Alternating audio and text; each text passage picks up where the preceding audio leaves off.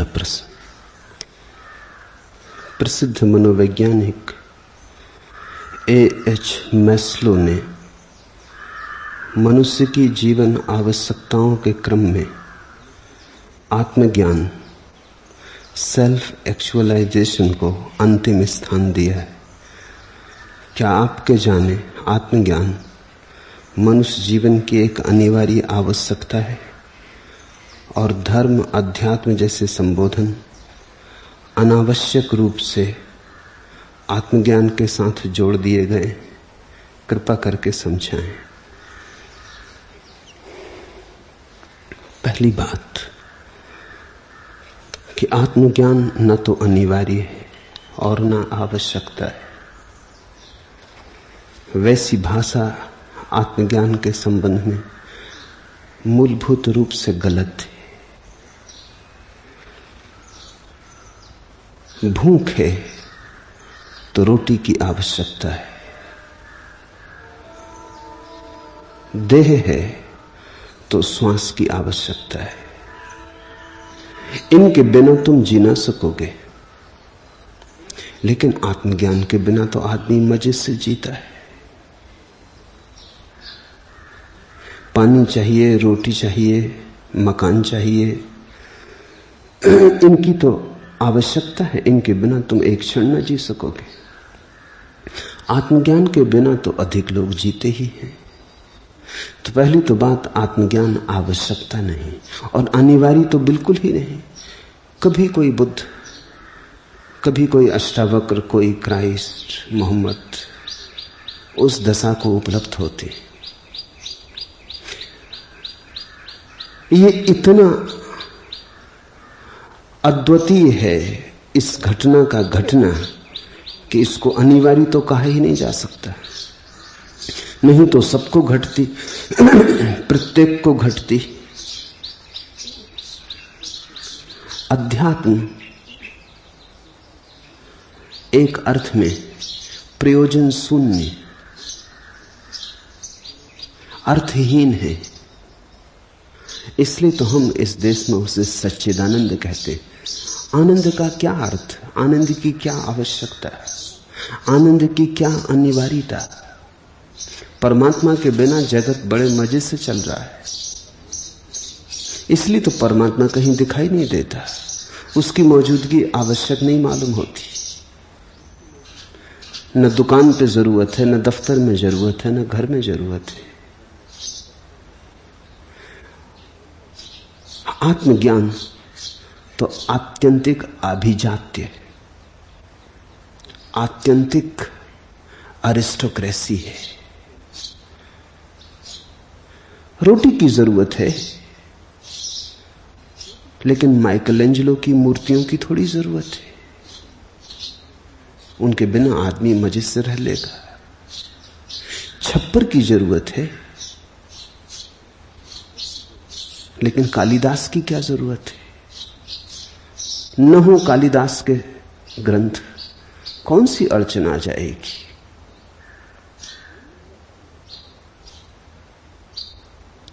क्षुद्र की जरूरत है, विराट की कहां जरूरत है?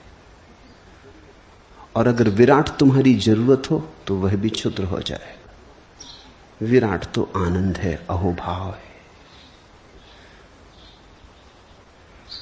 विराट को तुम आवश्यकता की भाषा में मत खींचना। परमात्मा को अर्थशास्त्र मत बनाना, इकोनॉमिक्स मत बनाना।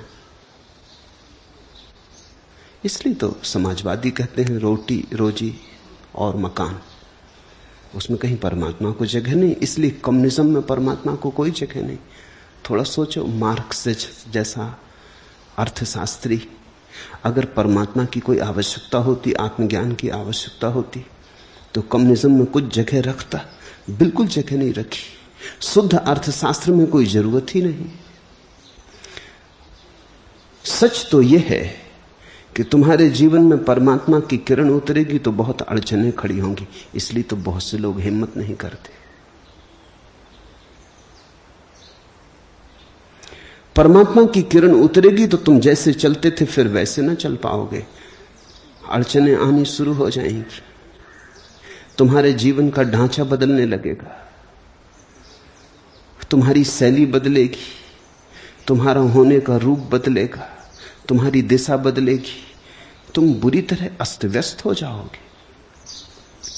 तुम्हारा जो जमा जमाया रूप था सब उखड़ेगा, तुम्हारी जड़ें उखड़ जाएंगी।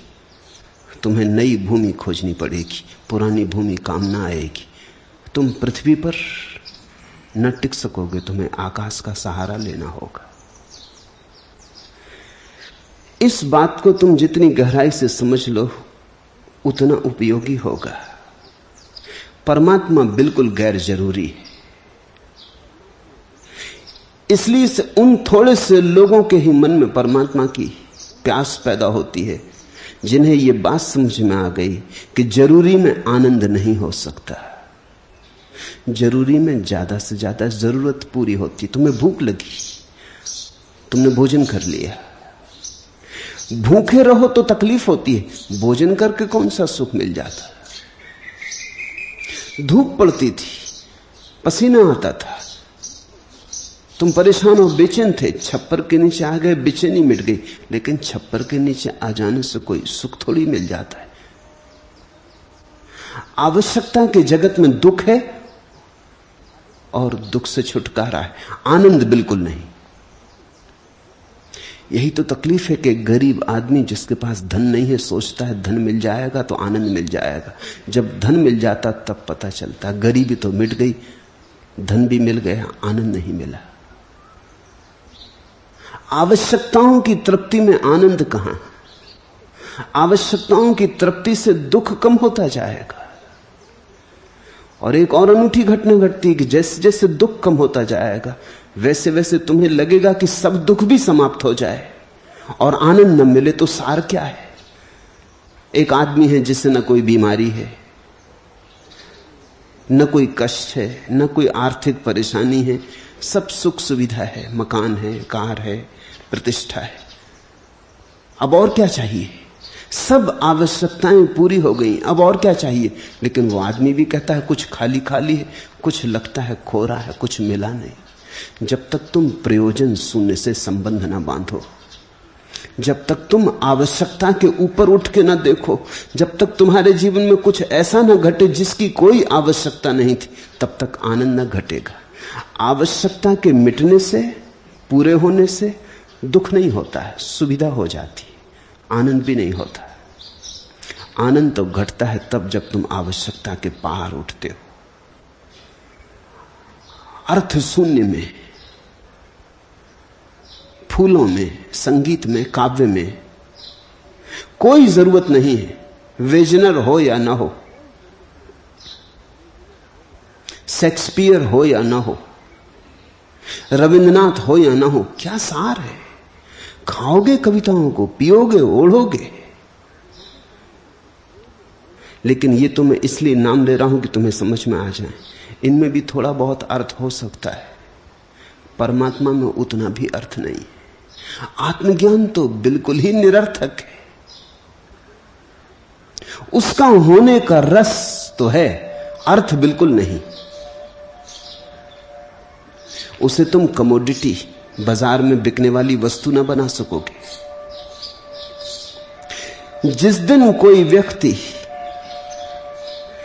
इस सत्य को समझने में समर्थ हो जाता है कि जब तक मैं आवश्यकता की पूर्ति खोजता रहूंगा तब तक मैं एक वर्तुल में घूमूंगा, रोज भूख लगेगी, रोज खाना कमा लूंगा, रोज खाना खा लूंगा, फिर भूख मिट जाएगी, कल फिर भूख लगेगी, फिर भोजन, फिर भूख, फिर भोजन। भोजन से कुछ सुख ना मिलेगा, सिर्फ भूख से जो दुख मिलता था वो ना होगा।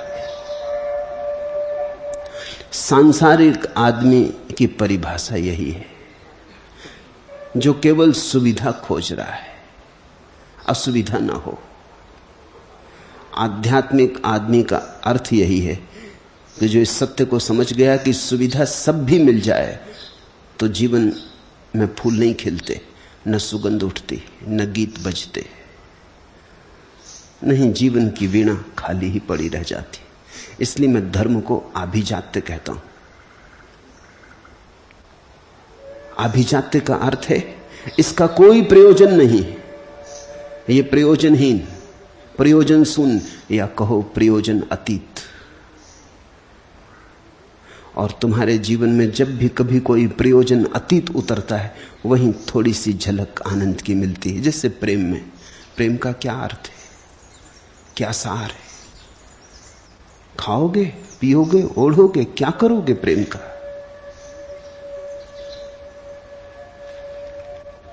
अगर कोई तुमसे पूछने लगे कि क्या पागल हो रहे हो, प्रेम से फायदा क्या है? बैंक बैलेंस तो बढ़ेगा नहीं, मकान बड़ा बनेगा नहीं, प्रेम से फायदा क्या है? क्यों समय गंवाते हो? इसलिए तो राजनीतिक प्रेम मेरे के चक्कर में नहीं पड़ता। वो सारी शक्ति पद पर लगाता है, प्रेम पर नहीं। धन का दीवानी, धन का आकांक्षी सारी शक्ति धन को कमाने में लगाता है। प्रेम वो कहता है अभी नहीं, अभी फुर्सत कहां।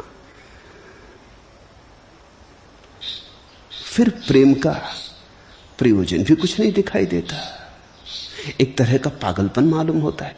तुम व्यावहारिक लोगों से पूछो, वो कहेंगे प्रेम यानी पागलपन।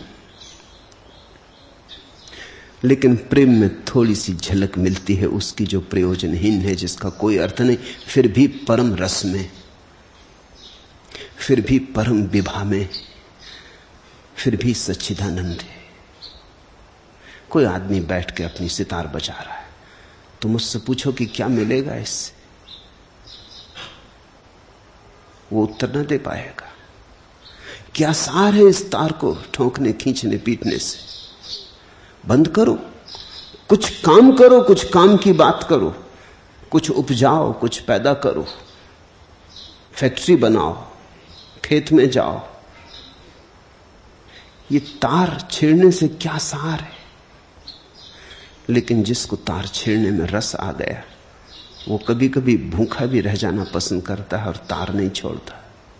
विंसेंट वैन गॉग भूखा भूखा मरा। उसके पास इतने ही पैसे थे, उसका भाई उसे इतने ही पैसे देता था कि 7 दिन की रोटी खरीद सकता था। तो वो 3 दिन खाना खाता, 4 दिन भूखा रहता, और जो पैसे बचते उनसे खरीदता रंग, कैनवस और चित्र बनाता। चित्र उसके एक भी बिकते नहीं, क्योंकि उसने जो चित्र बनाए वो कम से कम अपने समय के 100 साल पहले थे। दुनिया की सारी प्रतिभा समय के पहले होती। वस्तुतः प्रतिभा का अर्थ ही यही है जो समय के पहले हो। कोई खरीदार ना था उन चित्रों का। अब तो उसका एक एक चित्र लाखों में बिकता है, 10-10 लाख रुपए में एक एक चित्र बिकता है। तब कोई 10 पैसे में भी खरीदने को तैयार न था। वो भूखा ही जिया, भूखा ही मरा। घर के लोग हैरान थे कि तू पागल है, आदमी की भूख पहली जरूरत है। लेकिन कुछ मिल रहा होगा वैन गॉग को जो किसी को दिखाई नहीं पड़ रहा था। कोई रसधार बह रही होगी, नहीं तो क्यों, क्या प्रयोजन? न प्रतिष्ठा मिल रही है, न नाम मिल रहा है, न धन मिल रहा है। भूख मिल रही, पीड़ा मिल रही, दरिद्रता मिल रही, लेकिन वो है कि अपने चित्र बनाए जा रहा है। जब वो चित्र बनाने लगता तो न भूख रह जाती, न देह रह जाती, वो देहातीत हो जाता। जब उसके सारे चित्र बन गए जो उसे बनाने थे, तो उसने आत्महत्या कर ली। और वो जो पत्र लिख के छोड़ गया, उसमें लिख गया कि अब जीने में कुछ अर्थ नहीं रहा। अब ये बड़े मजे की बात है। वो लिख गया कि जो मुझे बनाना था बना लिया, जो मुझे गुनगुनाना था गुनगुना लिया, जो मुझे रंगों में ढालना था ढाल लिया, जो मुझे कहनी थी बात कह दी, जो मेरे भीतर छिपा था वो प्रकट हो गया। अब कुछ अर्थ नहीं है रहने का। वो जो अर्थहीन चित्र बना रहा था वही उसका अर्थ था। जब उसका काम चुक गया, वो विदा हो गया। जीवन में जैसे कोई और अर्थ था नहीं। क्या फायदा, रोटी रोज खा लो फिर भूख लगा लो, फिर रोटी रोज खा लो फिर भूख लगा लो। हर रोटी नई भूख ले आती, हर भूख नई रोटी की मांग ले आती। ये तो एक वर्तुल हुआ जिसमें हम घूमते चले जाते। इससे सार क्या है? तुमने कभी सोचा? एक आदमी अगर 80 साल जिए तो 80 साल में अगर उसने किया क्या जिसको तुम अर्थपूर्ण प्रक्रियाएं कहते हो, रोटी रोजी मकान, उसने किया क्या? जरा तुम गौर करो। न मालूम कितने हजारों मन भोजन उसने मलमूत्र बना दिया, इतने ही काम किया। जरा सोचो 80 साल में उसने कितने मलमूत्र के ढेर अगर वो लगाते चला जाता तो कितने ढेर लग जाते, पहाड़ खड़े कर देता। बस इतना ही उसका काम है। पीछे तुम मलमूत्र का एक पहाड़ छोड़ के विदा हो जाओ, इसको तुम अर्थ कहते हो। लेकिन यही अर्थ जैसा मालूम पड़ता है, इसका ही अर्थशास्त्र है। मैं इसीलिए परमात्मा को अर्थ नहीं कहता, क्योंकि अर्थ देने से ही तो अर्थशास्त्र का हिस्सा हो जाएगा। मैं उसे कहता हूं अर्थातीत, वो कोई आवश्यकता नहीं है। और जब तक तुम आवश्यकताओं में उलझे हो तब तक तुम उस तरफ आंख ना उठा सकोगे। इसलिए मैं कहता हूं जब कोई समाज बहुत समृद्ध होता है तभी धर्म में गति होती, अन्यथा नहीं होती। ये मेरी बात बड़ी मुश्किल में डालती है लोगों को, क्योंकि लोग पूछने लगते हैं तो फिर क्या गरीब धार्मिक नहीं हो सकता? मैं नहीं ये कहता, गरीब भी धार्मिक हो सकता है, लेकिन गरीब समाज कभी धार्मिक समाज नहीं हो सकता। व्यक्तिगत रूप से गरीब भी इतना प्रतिभावान हो सकता है कि धार्मिक हो जाए। जीवन की व्यर्थता को समझ ले, जिसको हम अर्थ कहते हैं उसकी व्यर्थता समझ ले, तो फिर जो अर्थातीत है वही अर्थ हो जाता है। लेकिन वो बड़ी रूपांतरण की, बड़ी क्रांति की बात है। लेकिन समृद्ध समाज निश्चित रूप से धार्मिक हो जाता है। मेरे देखे तो वही समृद्ध समाज है जो धार्मिक हो जाए। भारत जब अपने स्वर्ण शिखर पर था, जब जरूरतें पूरी थीं, खलिहान भरे थे, खेतों में फसलें थीं, लोग भूखे न थे, पीड़ित न थे, परेशान न थे, तब धर्म ने ऊंचे शिखर छुए, तब भगवत गीता उतरी, तब अष्टावक्र की महागीता उतरी, तब उपनिषद गूंजे, तब बुद्ध और महावीरों ने इस देश को जगाया। वो स्वर्ण शिखर था। अब वैसा स्वर्ण शिखर पश्चिम जा चुका है। अब अगर धर्म की कोई भी संभावना है तो पश्चिम में है, पूरब में नहीं है। पूरब के साथ धर्म का अतीत है, पश्चिम के साथ धर्म का भविष्य है। तुमने अपने हाथ गंवाया। तुमने ये सोच के गंवाया कि क्या रखा है धन में, संपदा में। कुछ भी नहीं रखा है, यह भी सच है। लेकिन जब धन संपदा होती तब भी पता चलता है कि कुछ भी नहीं रखा है। इतनी सार्थकता उसमें है ये दिखाने की। और जब तुम्हारे जीवन में सब होता है और तुम पाते हो कुछ भी नहीं हुआ, तो पहली दफा एक हुक उठती कि अब खोजें उसे जो आवश्यकता नहीं है। और अनिवार्य तो बिल्कुल ही नहीं है परमात्मा। अनिवार्य का तो अर्थ ये होता है तुम चाहे करो चाहे ना करो होके रहेगा। अनिवार्य मौत है, समाधि नहीं। अनिवार्य तो मृत्यु है, ध्यान नहीं। अनिवार्य बुढ़ापा है, धर्म नहीं। अनिवार्य इतना ही है कि ये जो क्षणभंगुर है बह जाएगा। शाश्वत आएगा कि नहीं ये अनिवार्य नहीं है। शाश्वत तो तुम खोजोगे तो आएगा, खोजोगे, भटकोगे, बार बार पालोगे और खो जाएगा, बड़ी मुश्किल से आएगा। अनिवार्य तो कतई नहीं। अनिवार्य का तो ये मतलब है कि तुम बैठे रहो, कुछ ना करो, होने वाला है, होके रहेगा। मौत जैसा होगा परमात्मा। फिर जैसे सभी आदमी मरते हैं ऐसे सभी आदमी आत्मज्ञान को उपलब्ध हो जाएंगे। नहीं, न तो अनिवार्य है और न आवश्यकता है। आत्मज्ञान खोजने से होगा, गहन साधना से होगा, बड़ी त्वरा से होगा। दांव पर लगाओगे अपने को तो होगा। आत्मज्ञान भाग्य नहीं है कि हो जाएगा, लिखा है विधि में। विधि में जो लिखा है वो तो क्षुद्र है, वो होता रहेगा। 14 साल के हो जाओगे तो काम वासना पैदा होगी। 80 साल के हो जाओगे तो मौत आ जाएगी। 50 के पार होने लगोगे तो बुढ़ापा आ जाएगा। काम वासना अनिवार्य है। 14 साल के हुए कि हर बच्चे में हो जाती।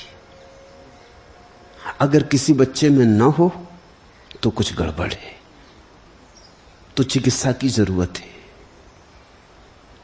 होनी ही चाहिए, अनिवार्य है, प्राकृतिक है। लेकिन अध्यात्म अनिवार्य नहीं है और न प्राकृतिक है।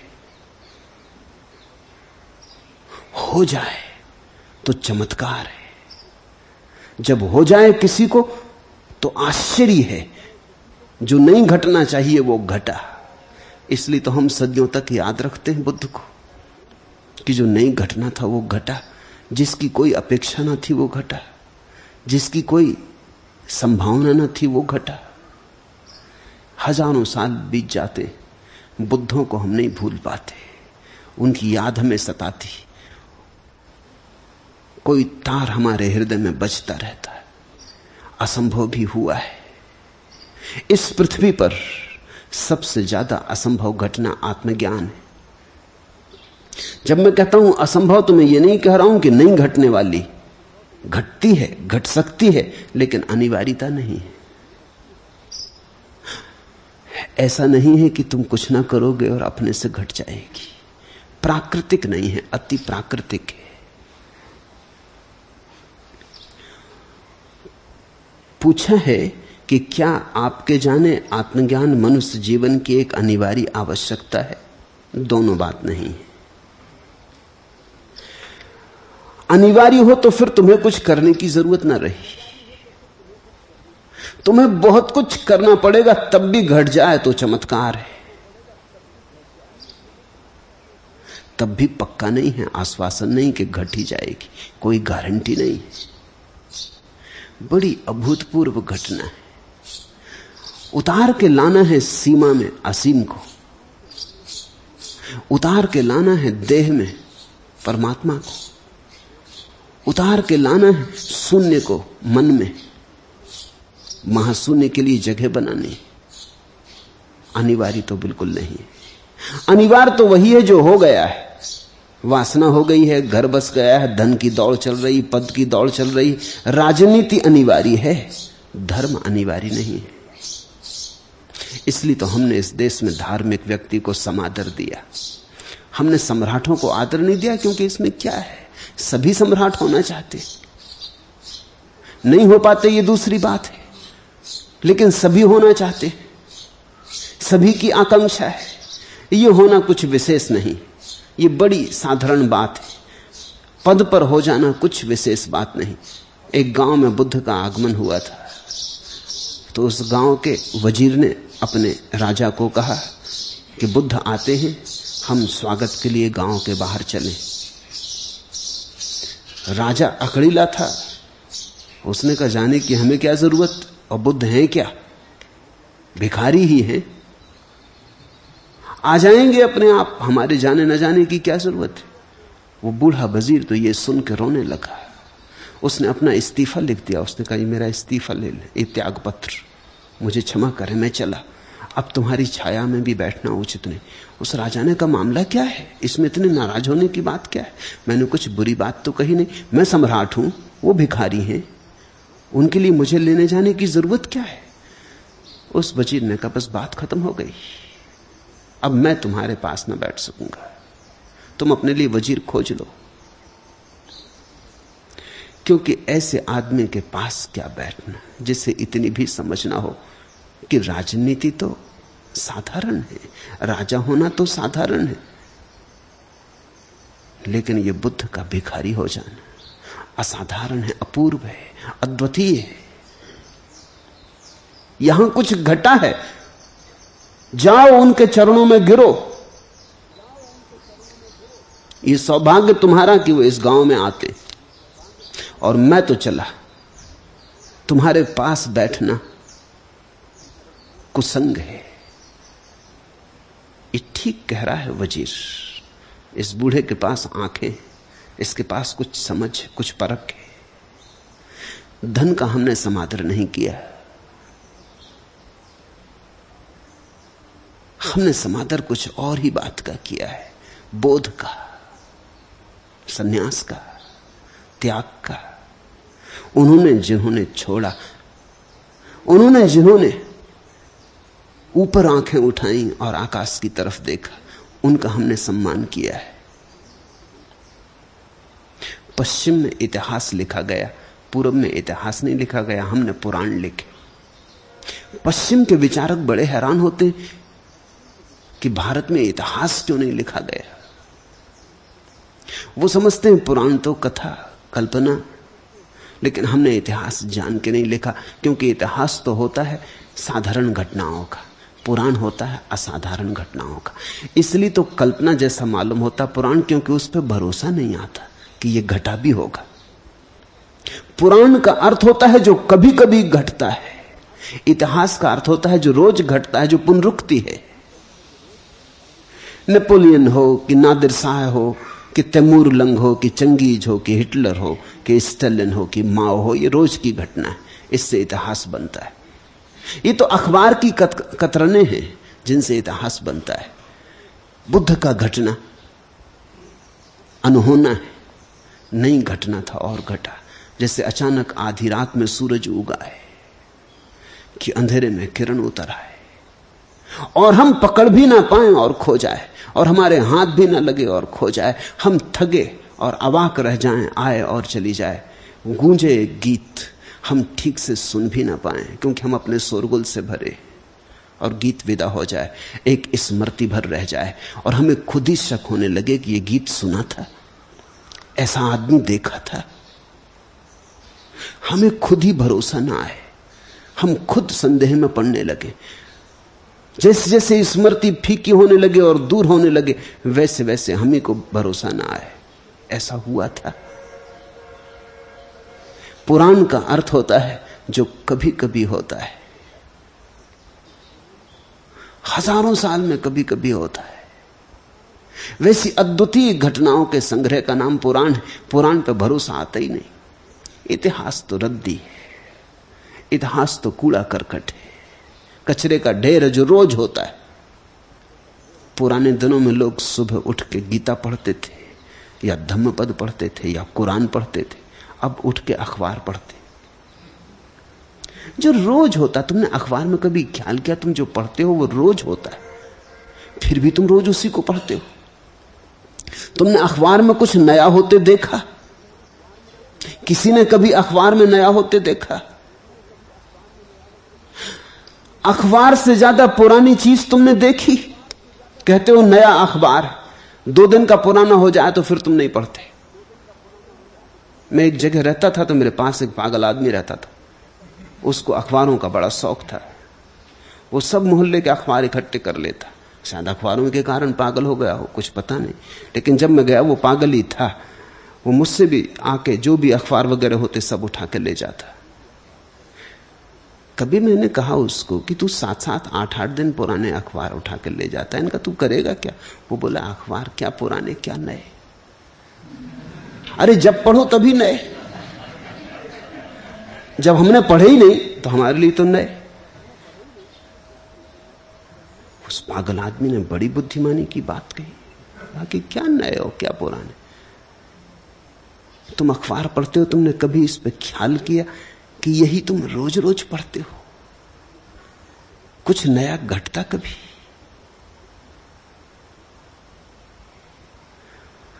नया तो कुरान में घटा है, धम्मपद में घटा है, अष्टावक्र में घटा है। पुराने लोग ज्यादा होशियार थे, वो वही पढ़ते थे जो अघट है, अनिर्वचनीय है, पकड़ में नहीं आता। नहीं होना था फिर भी हो जाता है। वे दुर्लभ फूल खोजते थे, तुम कूड़ा करकट खोजते हो। दुर्लभ फूलों की खोज में वे भी धीरे धीरे दुर्लभ हो जाते थे। अघट की खोज में धीरे धीरे अघट की घटने की संभावना उनके भीतर भी बन जाती थी। इसलिए मैं तुमसे कहना चाहता हूं, न तो अनिवार्य और न आवश्यक। धर्म इस जगत में सबसे गैर अनिवार्य बात है और सबसे अनावश्यक। इसलिए तो रूस है, 20 करोड़ लोग बिना धर्म के जी रहे हैं, कौन सी अड़चन। सच तो यह है बहुत मजे से जी रहे हैं, चिंता फिक्र मिठी, सब सुख सुविधा से जी रहे हैं। शायद कुछ थोड़े से लोगों को अड़चन है, मगर 100 में 99 आदमियों को कोई अड़चन नहीं है। कोई एकाध है 100 में, कोई सोल्जेनित्सिन या कोई और, कोई एकाध है जिसको अड़चन है। मगर उस एकाध की क्या गणना? लोकतंत्र तो भीड़ के लिए जीता है। 99 को तो कोई मतलब नहीं है, उन्हें शराब मिल जाए, सुंदर पत्नी मिल जाए, मकान मिल जाए, कार मिल जाए, खाने पीने की जगह मिल जाए, पर्याप्त है। तुम कितने क्षुद्र से राजी हो जाते हो, तुम नाकुछ से राजी हो जाते हो। तुम्हारी दीनता तो देखो। अष्टावक्र कहते ये तुम्हारा मालिन्य तो देखो, कैसे मलिन हो तुम, कितने क्षुद्र से राजी हो जाते हो। दुनिया में धर्म अगर बिल्कुल विदा हो जाए तो बहुत थोड़े लोगों को अड़चन होगी। कोई गौतम बुद्ध पैदा होगा तो उसे अड़चन होगी, लेकिन बाकी को तो कोई अड़चन ना होगी। अपूर्व है धर्म। कभी कभी खिलने वाला फूल है, रोज नहीं खिलता। कभी कभी खिलने वाला फूल है। मेरे पास कुछ दिनों तक एक माली था।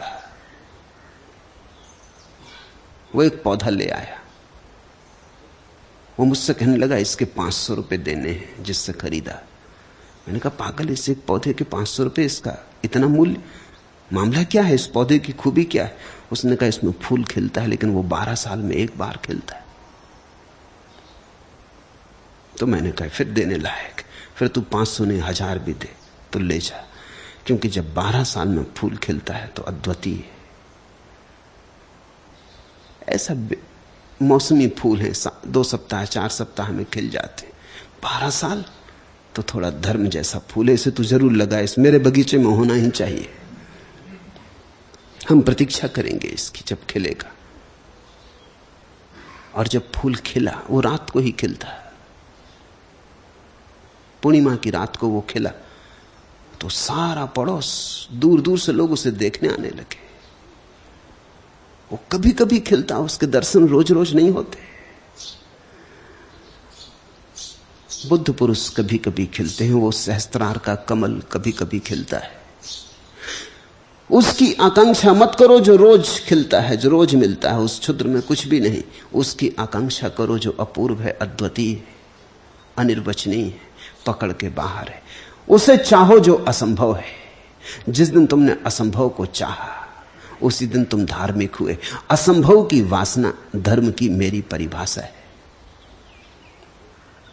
तरतुलियन का बड़ा प्रसिद्ध वचन है कि मैं ईश्वर में भरोसा करता हूं क्योंकि ईश्वर असंभव है। असंभव है इसलिए भरोसा करता हूं। संभव में क्या भरोसा करना? संभव में भरोसा करने के लिए कोई बुद्धिमानी चाहिए, कोई बड़ी प्रतिभा चाहिए। संभव में भरोसा तो बुद्धू से बुद्धू को आ जाता है। असंभव में भरोसा के लिए तुम्हारे भीतर श्रद्धा के पहाड़ उठे, गौरी शंकर निर्मित हो, तो असंभव की श्रद्धा होती। असंभव की चाह है धर्म, पैशन फॉर द इम्पॉसिबल।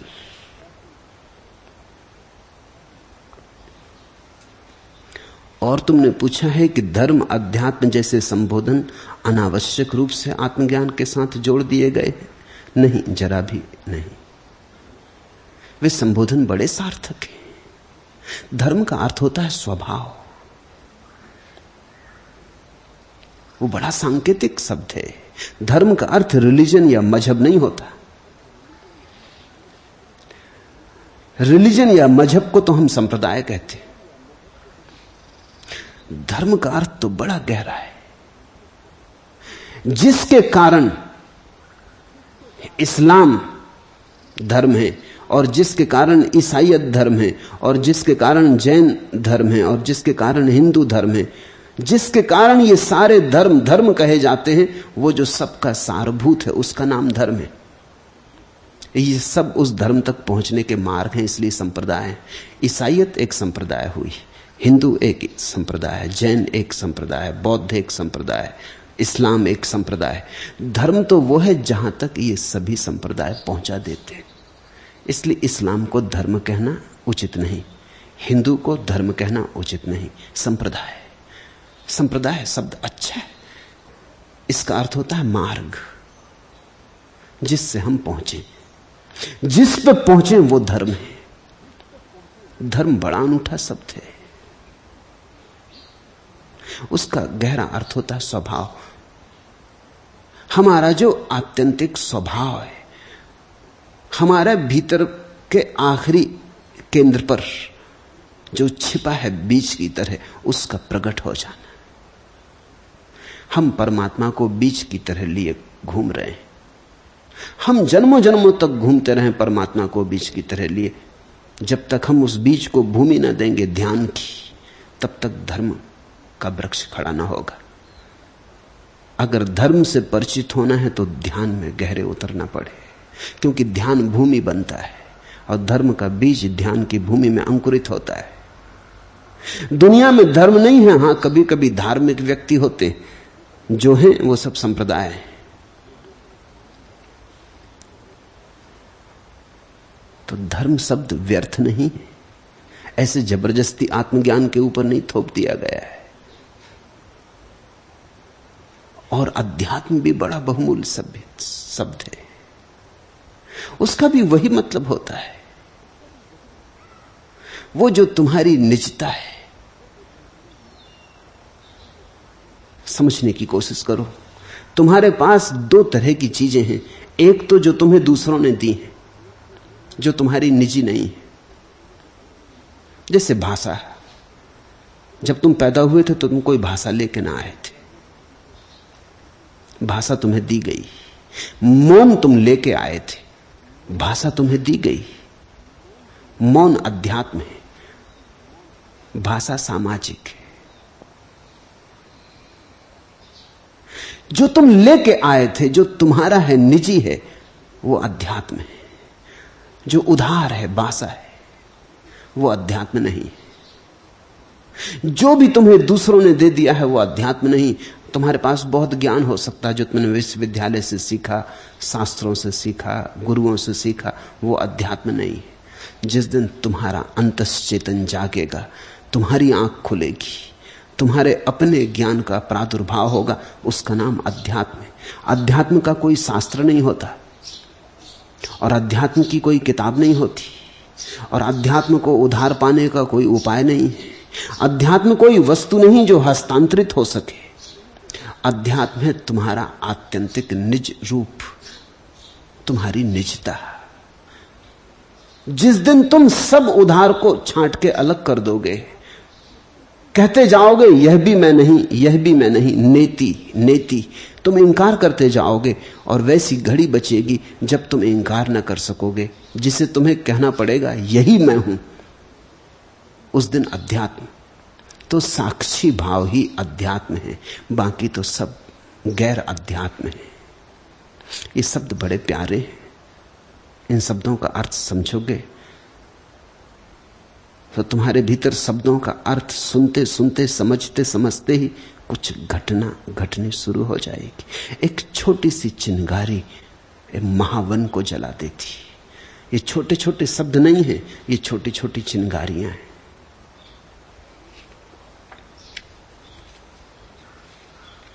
दूसरा प्रश्न, गुरु शिष्य को सीधे भी देखता है लेकिन फिर भी उसे विभिन्न परीक्षाओं से जानबूझकर गुजारता है। क्या इससे शिष्य का आत्मज्ञान तीव्र और शुद्धतर होता है? कृपा करके समझाएं। गुरु देखता है तुम्हारे तीन रूप, तुम जो थे, तुम जो हो, तुम जो हो सकते हो। तुम जो थे उससे तुम्हें छुटकारा दिलाना है, तुम्हारे अतीत से तुम्हें मुक्ति दिलानी, तुम्हारे अतीत को पोंछ डालना है, साफ कर देना है। वो कचरा है जो तुम्हारे दर्पण पे इकट्ठा हो गया। तुम्हें अतीत से विच्छिन्न करना है, ये पहला काम। फिर तुम जो हो उसके प्रति तुम्हें जगाना है, क्योंकि तुम्हें उसका बिल्कुल पता नहीं कि तुम कौन हो। तुम जो रहे हो अब तक, तुम्हारा अतीत इतना बोझिल हो गया है, उसमें तुम इस भांति दब गए हो कि तुम्हारा वर्तमान तुम्हें दिखाई नहीं पड़ता। और वर्तमान बड़ा छोटा सा क्षण है, बड़ा आणविक, इतना छोटा क्षण है कि तुम उसे पकड़ भी नहीं सकते। तुमने देखा कि ये रहा वर्तमान, कि वो गया। इतना कहने में कि ये रहा वर्तमान, वर्तमान अतीत हो जाता है। इतना समय में तो वर्तमान गया। वर्तमान को कहने के लिए शब्द भी जुटाओ, उतनी देर में वर्तमान जा चुका होता है। वर्तमान तो बड़ी पतली धार है, बड़ी सूक्ष्म। वहां तो तुम शांत साक्षी रहोगे तो ही पकड़ पाओगे। तो तुम्हें अतीत से छुटकारा दिलाना है, तुम्हें वर्तमान में जगाना है। और भविष्य, अगर तुम अतीत में जकड़े रहे तो अतीत ही तुम्हारे भविष्य का निर्णायक होता है, अतीत ही तुम्हारे भविष्य को बनाता है। मुर्दा तुम्हारे भविष्य को भी नष्ट करता चला जाता है, क्योंकि तुम भविष्य की जो योजना बनाओगे वो कहां से लाओगे? तुम्हारे अतीत से लाओगे। अतीत के अनुभव के आधार पर ही तुम भविष्य के भवन खड़े करोगे। वो पुनरुक्तियां होंगी, वो फिर वही दोहराना होगा।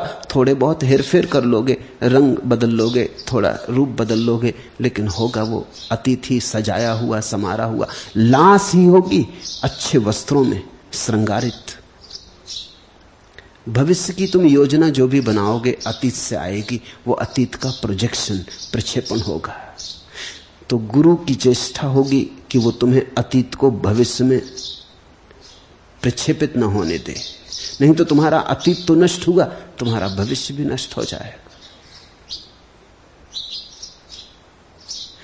गुरु की चेष्टा होगी कि तुम्हें अतीत से मुक्त करवा दे, और गुरु की चेष्टा होगी कि तुम्हें भविष्य की चिंता और विचारणा से भी मुक्त करवा दे, क्योंकि भविष्य का सारा विचार भविष्य को नष्ट करना है। भविष्य का विचार कैसे हो सकता है? भविष्य तो वही है जो अभी आया नहीं, भविष्य तो वही है जिसका तुम्हें कोई पता नहीं। भविष्य तो अभी कोरी स्लेट है, कोरा कागज है जिस पर कुछ लिखा नहीं गया। अभी तुम भविष्य पे अगर कुछ लिखना शुरू कर दोगे तो तुम भविष्य को खराब कर लोगे, उसका कोरापन घर आने के पहले ही खराब हो जाएगा। तो वर्तमान में तुम्हें जगाना है, अतीत से तुम्हें छुटकारा दिलाना है, भविष्य के सपनों को अवरुद्ध करना है। इन तीन कामों के लिए गुरु सारी की सारी चेष्टा करता है, तुम्हें जगाता है, फिर परीक्षाएं भी खड़ी करता है कि तुम जागे या नहीं, क्योंकि तुम्हारी नींद इतनी गहरी है कि कई बार तुम नींद में ही सपना देख लेते हो कि जाग गए। तुम्हें ऐसे सपने याद होंगे जिनमें तुमने नींद में सपने में समझ लिया कि जाग गए। सुबह उठ के पता चला कि सपना तो झूठा था ही, सपने में जागे वो भी झूठा था। बहुत डर है इस बात का कि जागने की बातें सुन सुन के कहीं तुम जागने का सपना ना देखने लगो, वो यथार्थ नहीं होगा। इसलिए अष्टावक्र जनक की खूब कस के कसौटी करने लगते। मुझे भी देखना पड़ता है कि कहीं तुम किसी नए सपने में ना पड़ जाओ, कहीं अध्यात्म का सपना ना देखने लगो। सपने सब सपने हैं, संसार के हों कि अध्यात्म के।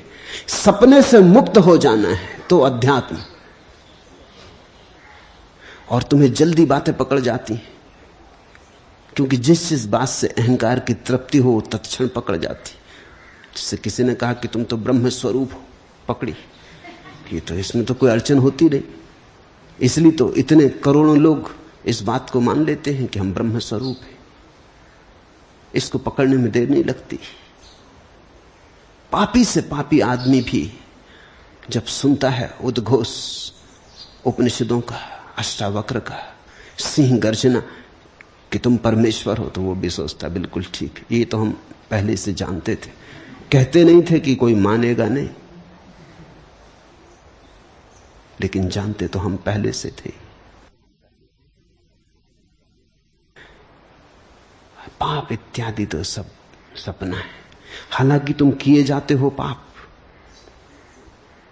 अब तुम एक नई तरकीब खोज लेते हो कि ये तो सब माया है।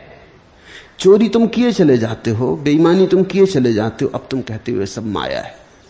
तुम अक्सर पाओगे जहां इस तरह के शुद्ध वेदांत की बातें होती हैं, वहां तुम महापापियों को बैठे देखोगे और प्रसन्न पाओगे। वहीं उनको प्रसन्नता मिलती है, और कहीं तो मिल नहीं सकती।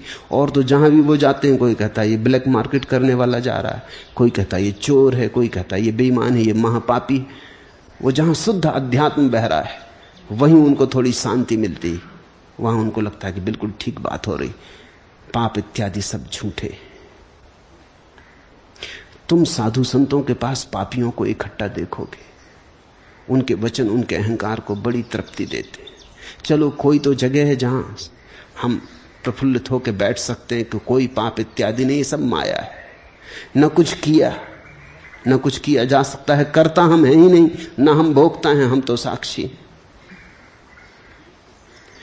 तो गुरु को देखना पड़ता है कि कहीं ये साक्षी की धारणा तुम्हारे लिए आत्मघाती तो ना हो जाएगी।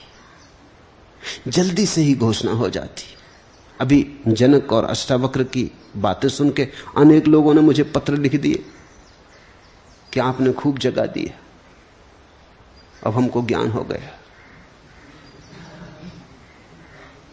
एक मित्र ने लिखा कि अब तो मैं जाग के जा रहा हूं कि मैं स्वयं परम ब्रह्म हूं। वो गए भी, वो पत्र लिख के गए, वो चले गए हैं पत्र लिख के, उनको परीक्षा देने तक का मौका उन्होंने नहीं दिया, वो तो सिर्फ घोषणा करके गए। स्वभाव ने पत्र लिख दिया कि मैं जाग गया, धन्यवाद प्रभु कि आपने बता दिया कि मैं भगवान हूं। न इतना किया, वो सिर घुटा लिए उसी जोश में। लक्ष्मी मुझसे कहने लगी कि ऊषा आके रोती उनकी पत्नी।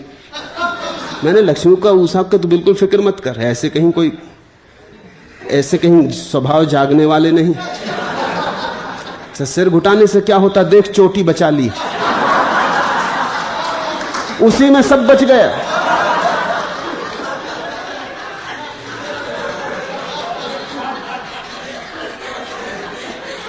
चोटी क्यों बचाई स्वभाव ने?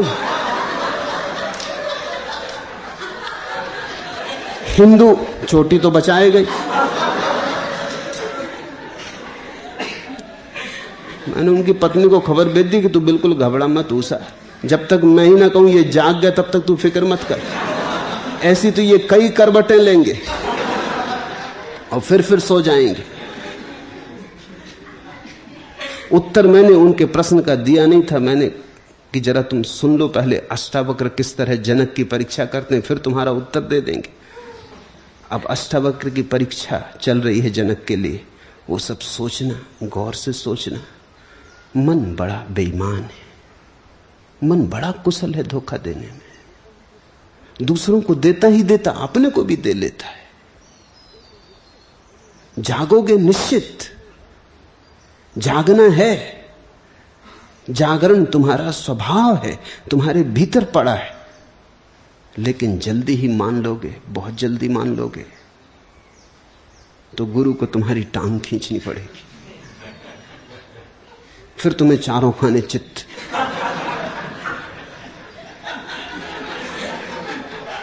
अगर तुम न गिराए गए तो तुम किसी खतरे में पड़ सकते हो।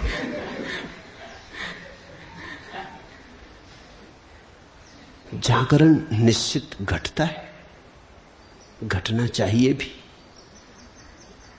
कभी कभी तीव्रता से भी घटता है, कभी कभी तत्क्षण भी घटता है। लेकिन फिर भी गुरु को ध्यान रखना पड़ता है कि कहीं वो किसी की भी भ्रामक दशा में सहयोगी तो ना बन जाएगा। हालांकि तुम्हें कभी कभी चोट भी लगेगी, क्योंकि तुम कुछ मान के चलते थे, मैं कह देता हूं नहीं ये नहीं हुआ, तो तुम्हें चोट भी लगेगी, वो मजबूरी है, उसके लिए मुझे क्षमा करना। लेकिन चोट मुझे करनी ही पड़ेगी। अगर मैं चोट ना करूं और तुम्हें किसी भ्रांति में चलने दूं तो मैं तुम्हारा गुरु नहीं, तुम्हारा संगी साथी नहीं, फिर तुम्हारा शत्रु हूं। फिर मैंने तुम पर करुणा ना की, मैंने तुम पर प्रेम ना किया। तुम्हारे अहंकार को अगर मैं किसी भी कारण भरूं तो मैं तुम्हारा दुश्मन हूं। तुम्हारे अहंकार को तो मिटाना है, तुम्हारे अहंकार को तो ऐसे मिटा देना है कि उसका बीज बिल्कुल दग्ध हो जाए। अब ध्यान रखना कहीं स्वभाव जाके चोटी ना घुटा ले। अब कोई सार नहीं है घुटाने से।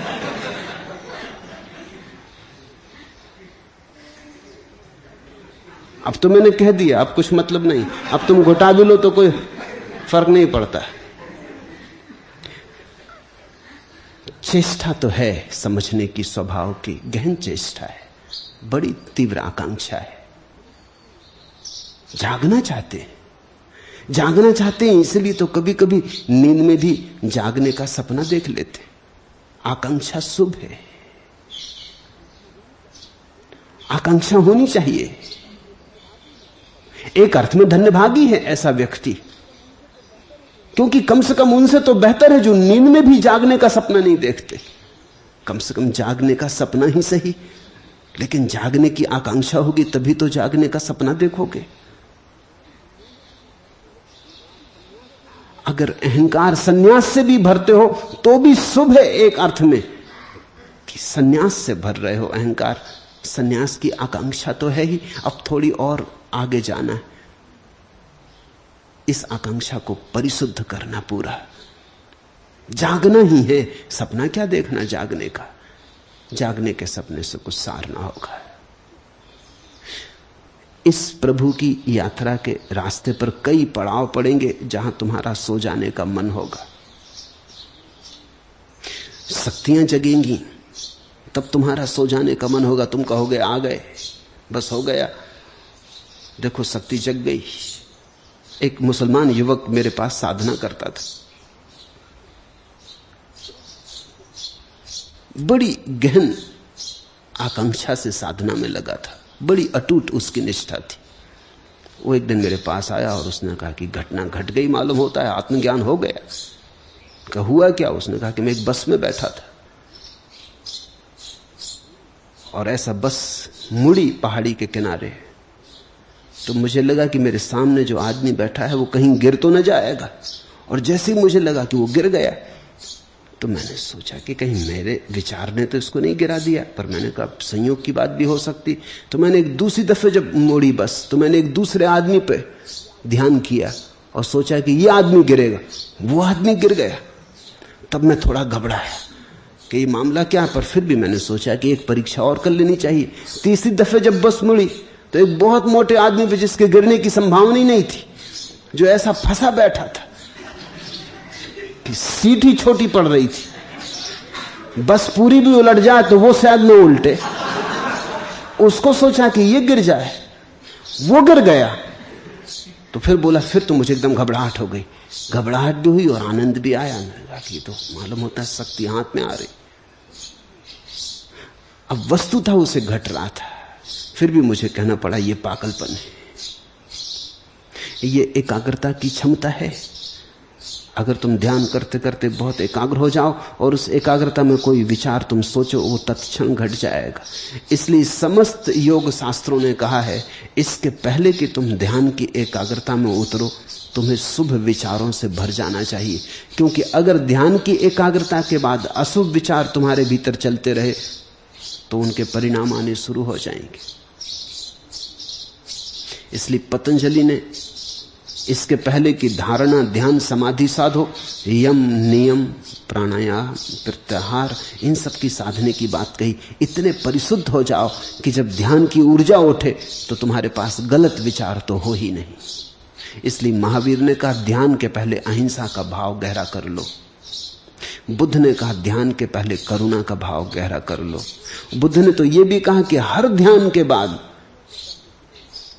उठने के पहले ध्यान से सारे जगत के प्रति करुणा का फैलाव करना। हर ध्यान को करुणा पर पूरा करना, करुणा से शुरू करना, अन्यथा खतरा है। क्योंकि अगर जरा भी गलत विचार घूम जाए ध्यान की स्थिति में तो वो विचार परिणामकारी हो जाएगा। उस विचार में एक बल आ जाता है, वो विचार दूसरे व्यक्ति में प्रवेश कर जाएगा। शक्ति जागनी शुरू होती, उसे भी गुरु को रोकना पड़ता है।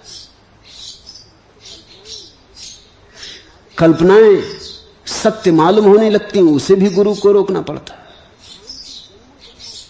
भ्रांति जन्मों जन्मों की है, उस भ्रांति का बड़ा फैलाव है।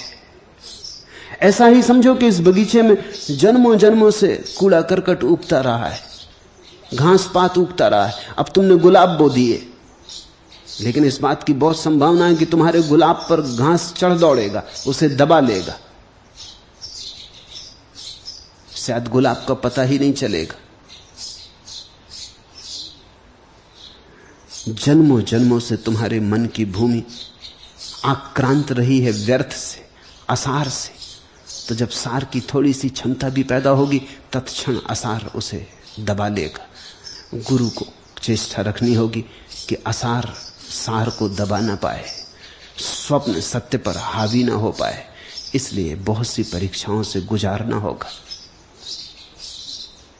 गुरु की मौजूदगी ही परीक्षा है। गुरु जब तुम्हारी आंख में आंख डाल के देखता है तभी परीक्षा चल रही। गुरु के पास होने का अर्थ ही यह होता है कि तुम 24 घंटे कसे जा रहे हो, और इस कसने से घबराना मत, इस कसने के लिए तैयार रहना और गुरु को धन्यवाद देना कि मुझे ऐसा छोड़ मत देना, मुझे कसते चलना, क्योंकि यात्रा लंबी है, अनजान है, अपरिचित है। मुझे तो कुछ पता नहीं, कहीं भटक ना जाऊं। भटकाव की संभावना ज्यादा है पहुंचने के बजाय, क्योंकि भटकाव हमारा पुराना अभ्यास है।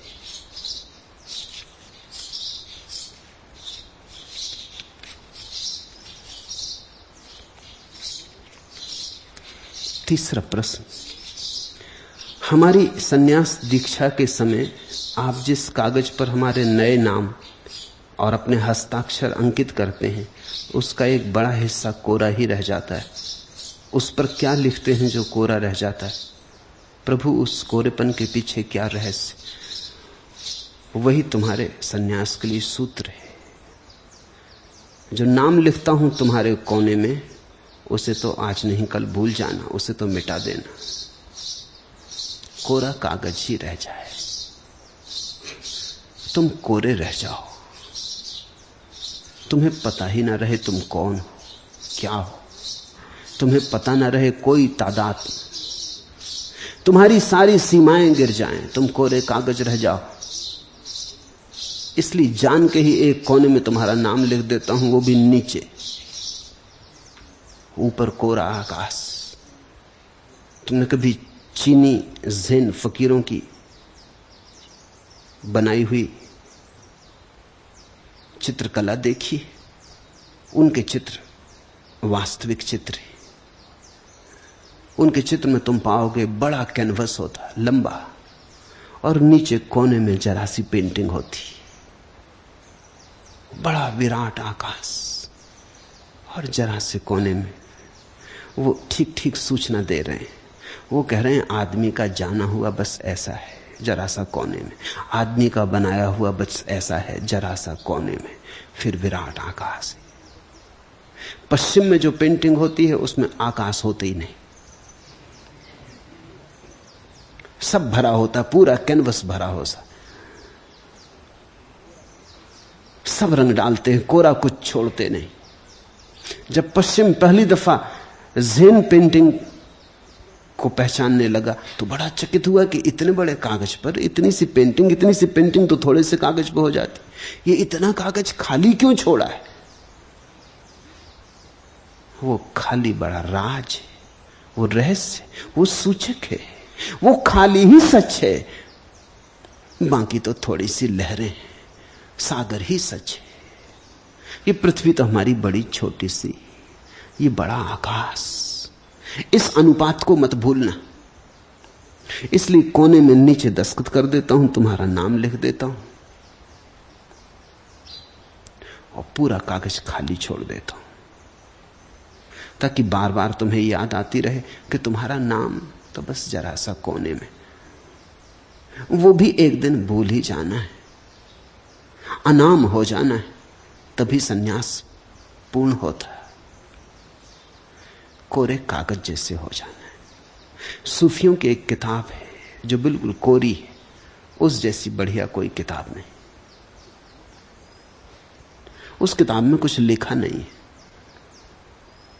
कोई 700-800 साल पुरानी किताब है, एक गुरु से दूसरे गुरु को दे जाती रही, एक गुरु ने एक शिष्य को दे दी, फिर वो अपने शिष्य को दे गया, हाथ हाथ चलती रही है, अभी भी सुरक्षित है। अभी भी 700 साल के बाद शिष्य उसे पढ़ते हैं खोल के, उसमें कुछ लिखा नहीं है, वो कोरे कागज है। उस किताब को सूफी छापना चाहते थे, कोई पब्लिशर छापने को राजी नहीं, फिर किसी ने हिम्मत की और छापा। लेकिन उसने भी जब छापा उसको तो कोई 20-25 पन्ने भूमिका के लिखवा लिए। खराब हो गई किताब। भूमिका में सब इतिहास दे दिया कि किसने शुरू की ये किताब, फिर किसके हाथ में रही, फिर किसके हाथ में गई, मगर उससे सब खराब हो गया। वो किताब कोरी ही होनी चाहिए, मगर कौन राज्य होगा कोरी किताब छापने को?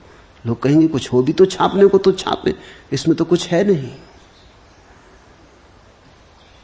राजस्थान में एक महिला है, बुरी बाई, अद्भुत महिला है। जब भी मैं राजस्थान जाता था वो जरूर मुझे मिलने आती थी। बहुत थोड़ी सी महिलाएं भारत में होंगी जो उस कोटि की हैं। बिल्कुल देहाती है, उसे कुछ पता भी नहीं, मगर सब पता है। वो मुझसे कहने लगी कि बाप जी आप मेरे गांव आना, मैंने एक किताब लिखी है, उसका उद्घाटन करना। मैंने कहा तू किसी और को धोखा देना, तेरी किताब में समझ गया उसमें क्या होगा, तू उसे यहीं ले आना, मैं यहीं उद्घाटन कर दूंगा। तो वो ले आई, एक दफा सिर पे रख के लाई, बड़ी सुंदर पेटी में सजा के लाई। उसके भक्त थे, वो महिला है योग्य, उसके भक्त साथ में आए। उसकी किताब का मैंने उद्घाटन कर दिया।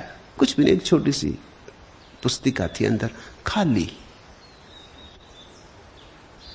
कुछ उसमें लिखा नहीं था। वो लिखना पढ़ना जानती भी नहीं। जब पहली दफा मेरे शिविर में आई तो जो उसके साथ आए थे भक्त, वो तो सब ध्यान करने लगे। वो उठ के अपनी कोठरी में चली गई। उसके भक्तों ने जाके कहा कि हम आए ही यहां इसलिए हैं कि ध्यान करें, आपने ध्यान नहीं किया। वो कहने लगी कि तुम बाप जी से पूछ लेना। वो मेरे पास आए, उन्होंने कहा ये मामला क्या है? भूरबाई कहती बाप जी से पूछ लेना। और बाप जी मुझे कहना नहीं चाहिए क्योंकि वो होगी 70-80 साल की। मैंने कहा वो ठीक कहती, क्योंकि जो मैंने कहा था वही उसने किया। मैंने कहा था कुछ ना करो, शांत साक्षी हो जाओ। वो उसके पास गए, उन्होंने कहा उन्होंने तो ऐसा कहा। वो कहने लगी ठीक कहा। वहां तो बड़ी भीड़ भाड़ थी, उपद्रव था, कई लोग कुछ कुछ कर रहे थे। मैं इस कोठरी में आके बैठ गई, मैंने कुछ ना किया। बड़ा ध्यान लगा। फिर वो अपने गांव वापस गई तो गांव के लोगों ने पूछा कि वहां से क्या लाई, तो उसने अपनी कोठरी पर चुप लिखवा दिया।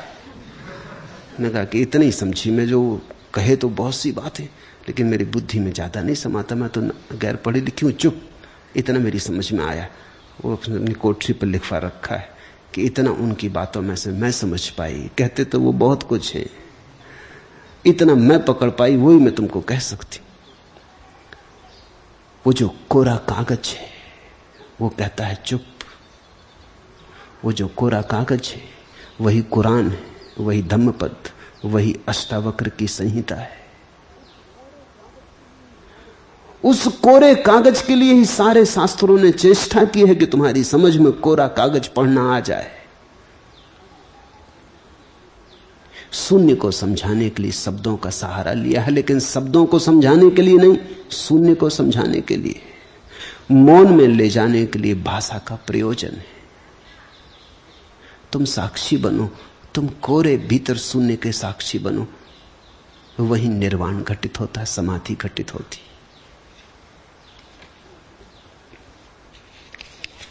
पांचवा प्रश्न। कल आपने मोह और ज्ञान के गंगा तट जाने की कथा कही। उसमें मोह तो गंगा में स्नान कर प्रेम को उपलब्ध हो गया, लेकिन ज्ञान का क्या हुआ? कृपा कर ज्ञान की नियत पर भी थोड़ा प्रकाश डाल। वो अभी भी भटक रहा है, ज्ञान अभी भी भटक रहा है। ज्ञान बड़ी अकड़ी हुई बात है। तुम पंडित से ज्यादा अहंकारी और किसको पाओगे? धनी भी उतना अहंकारी नहीं होता जितना अहंकारी तथाकथित ज्ञानी हो जाता है। जिसको यह लगता है कि मुझे मालूम है, उसकी अकड़ का क्या कहना। तो ज्ञान तो राजी न हुआ कल्प गंगा में उतरने को। कल्प गंगा ने तो दोनों को कहा था, ज्ञान और मोह दोनों खड़े थे किनारे। ज्ञान और मोह को तुम ऐसा समझ लो कि हृदय और बुद्धि, संकल्प और समर्पण, भाव और विचार, नाम कुछ भी दे दो, दोनों खड़े थे। गंगा ने कहा, आओ प्यारे, स्नान कर लो मुझ में, हो जाओ पवित्र, नहलाऊंगी तुम्हें, शुद्ध कर दूंगी, नया कर दूंगी, पुनर्जीवन होगा तुम्हारा। मोह तो उतर गया, क्योंकि मोह तो भाव है, हृदय, तर्क नहीं है वहां। उसने तो निमंत्रण स्वीकार कर लिया, उसने कहा कि चलो देखें, वो तो उतर गया, उसने तो डुबकी मार ली। वो तो जब निकला तो पुराना जा चुका था, नया हो चुका था, मोह प्रेम हो गया, हृदय समाधि बन गया, भाव रस में डूब गया। ज्ञान अकड़ा खड़ा रहा, उसने कहा कौन मुझे शुद्ध करेगा? ये किस तरह की बात, मुझे और शुद्ध? मैं शुद्ध हूं। ये साधारण सी गंगा का जल मुझे शुद्ध करेगा? अरे मैं शास्त्रों का ज्ञाता, मुझे कौन शुद्ध करेगा? मैं दूसरों को शुद्ध कर दूं। वो अकड़ा खड़ा रहा, वो मोह पर हंसा भी कि ये भी क्या पागल बातों में आ रहा है। वो अभी भी भटक रहा है, वो अब भी वहीं खड़ा है, अब भी हंस रहा है। पंडित सदा ही हंसता है प्रेमी पर, लेकिन प्रेमी ही हैं जो पाते हैं। तुमसे एक और कथा कहता। एक राजा के दो बेटे थे। राजा के पास बहुत धन था। एक बेटे का नाम ज्ञान था, एक बेटे का नाम प्रेम था। राजा बड़ी चिंता में था कि किसको अपना राज्य सौंप जाए। किसी फकीर को पूछा कि कैसे तय करूं। दोनों जुड़वा थे, साथ साथ पैदा हुए थे, उम्र में कोई बड़ा छोटा न था, नहीं तो उम्र से तय कर लेते। दोनों प्रतिभाशाली थे, दोनों मेधावी थे, दोनों कुशल थे, कैसे तय करें? बाप का मन बड़ा डमाडोल था, कहीं अन्याय ना हो जाए। फकीर से पूछा, फकीर ने कहा ये करो, दोनों बेटों को कह दो कि यही बात निर्णायक होगी। तुम जाओ और सारी दुनिया में बड़े बड़े नगरों में कोठियां बनाओ। जो कोठियां बनाने में 5 साल के भीतर सफल हो जाएगा, वही मेरे राज्य का उत्तराधिकारी होगा। ज्ञान चला, उसने कोठियां बनानी शुरू कर दी। मगर 5 साल में सारी पृथ्वी पर कैसे कोठियां बनाओगे? हजारों बड़े नगर हैं। कुछ कोठियां बनाया, उसका धन भी चुक गया, सामर्थ्य भी चुक गई, थक भी गया, परेशान भी हो गया, और फिर बात भी मूर्खतापूर्ण मालूम पड़ी। इससे सार क्या है? 5 साल बाद जब दोनों लौटे तो ज्ञान तो थका मांदा था, भिखमंगे की हालत में लौटा। सब जो उसके पास थी संपदा वो सब लगा दी। कुछ कोठियां जरूर बन गई, लेकिन इससे क्या सार? वो बड़ा पराजित और विषाद लौटा। प्रेम बड़ा नाचता हुआ लौटा। बाप ने पूछा कोठियां बनाई? प्रेम ने कहा कि बना दी, सारी दुनिया पे बना दी। सब बड़े नगरों में क्या, छोटे छोटे नगरों में भी बना दी, समय काफी था। बाप भी थोड़ा चौंका। उसने पूछा कि तुम्हारा बड़ा भाई, ये तेरा दूसरा भाई, ये तो थका हारा लौटा है कुछ नगरों में बना के, तूने कैसे बना ली? प्रेम ने कहा कि मैंने मित्र बनाए, जगह जगह मित्र बनाए। सभी मित्रों की कोठियां मेरे लिए खुली। जिस गांव में जाऊं वहीं एक क्या दो दो तीन तीन कोठियां। मकान मैंने नहीं बनाए, मैंने मित्र बनाए। ये आदमी मकान बनाने में लग गया, इसलिए चूक हो गई। मकान तो मेरे लिए खुले खड़े, कोठियां मेरे लिए तैयार हैं, जगह जगह तैयार हैं। जहां आप कहें वहां मेरी कोठी, हर नगर में मेरी कोठी। एक तो ढंग है प्रेम का और एक ढंग है ज्ञान का। ज्ञान से अंततः विज्ञान पैदा हुआ। ज्ञान की आखिरी संतति विज्ञान है। विज्ञान से अंततः टेक्नोलॉजी पैदा हुई। विज्ञान की संतति टेक्नोलॉजी है, तकनीक है। प्रेम से भक्ति पैदा होती, भक्ति प्रेम की पुत्री है, भक्ति से भगवान पैदा होता है। वो दोनों दिशाएं बड़ी अलग है।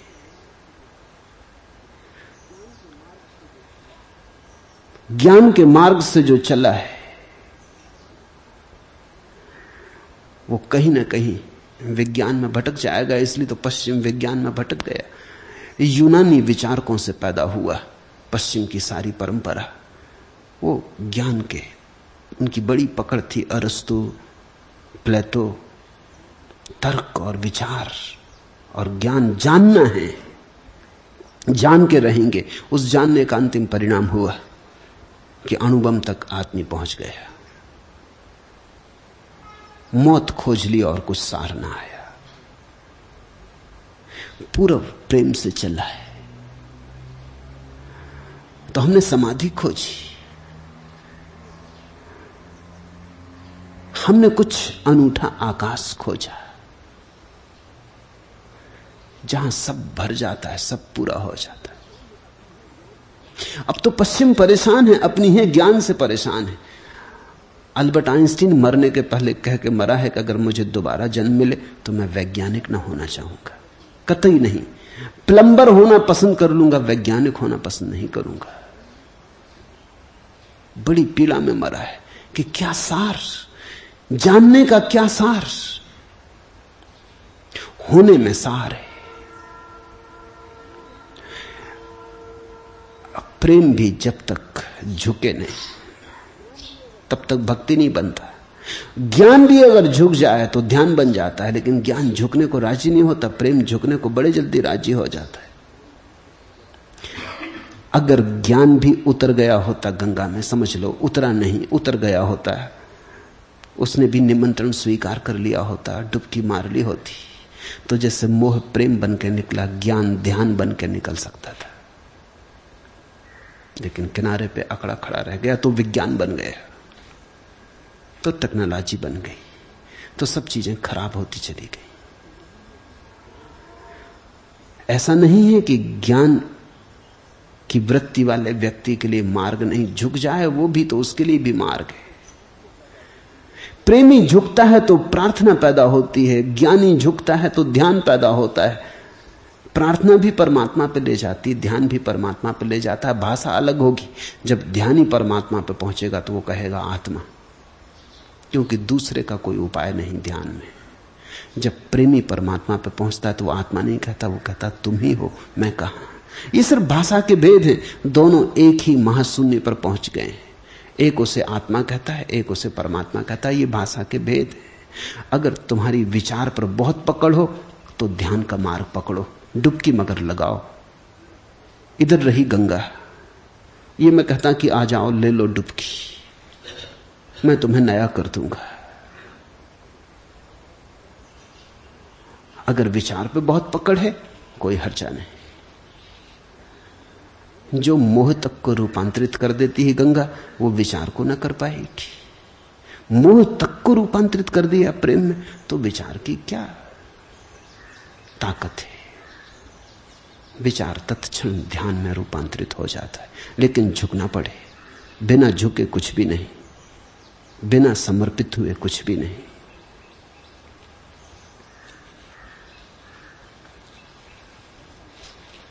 छठवां प्रश्न, ऐसा लगता है कि पृथ्वीचारी जनक पहली बार आकाश को देखकर आश्चर्यचकित होते हैं, तो आकाश विहारी अष्टावक्र को संसार देखकर ही आश्चर्य होता है। क्या सच ही संसार और मोक्ष एक दूसरे के लिए इतने आश्चर्य के विषय हैं? वे परस्पर विरोधी हैं या एक दूसरे के पूरक? न तो विरोधी और न पूरक। जब एक होता है तो दूसरा होता ही नहीं। ऐसा समझो कि प्रकाश और अंधेरा एक दूसरे के विरोधी हैं या एक दूसरे के पूरक।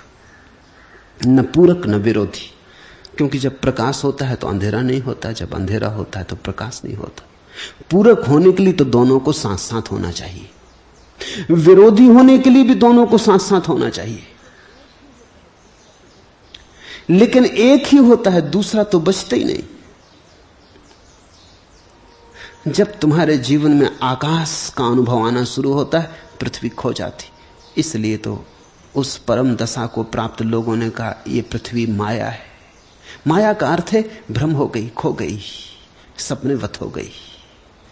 जब पृथ्वी का सपना पकड़ता है तुम्हें जोर से, तो आत्मा, ब्रह्म, ईश्वर सब सपनेवत हो जाते। जिसके लिए पृथ्वी सच है उसके लिए आत्मा माया है, जिसके लिए आत्मा सच है उसके लिए पृथ्वी माया हो जाती। लेकिन दोनों साथ साथ कभी नहीं होते, एक ही होता है।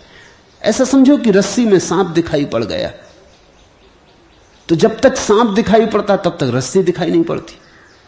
फिर जब दिया ले आया और रस्सी दिखाई पड़ गई तो सांप दिखाई नहीं पड़ता। तो तुम क्या कहोगे, एक दूसरे के पूरक हैं या एक दूसरे के विरोधी? न तो पूरक न विरोधी, क्योंकि दोनों कभी साथ साथ होते नहीं। एक ही है, एक ही भ्रांति में दूसरे जैसा भासता है। आकाश ही है, परमात्मा ही है।